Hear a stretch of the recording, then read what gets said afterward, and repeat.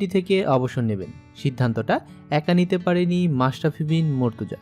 এক এক করে পরিবারের সকল সদস্যের সঙ্গে মুঠোফোনে কথা বলেন টাইগার কাপ্তান। সারা রাত জেগেছিলেন তিনি। রাত 12টার পর পরিবারের সদস্যদের জানিয়েছি। সবার আগে মাকে বলি, মা শুনে কষ্ট পেয়েছে, রাতে ঘুমাতে পারেনি। ভোর 4টা পর্যন্ত আমি জেগেছিলাম। মাঠে আসার আগে বিবিসির সভাপতিকে জানিয়েছি। মাঠে এসে দলের সবাইকে বলছি। এদিকে মাশরাফির হঠাৎ অবসরের খবর ক্রিকেট পাড়ায় চলছে নানা আলোচনা। কেউ কেউ বলছে তাকে জোর করে অবসরে পাঠানো হয়েছে। কারো কারো চাওয়া টি-20 বিশ্বকাপ পর্যন্ত খেলতে পারত মাশরাফি। যাবার বেলায় মাশরাফিকে শুভেচ্ছা জানিয়েছেন তার সতীর্থরা।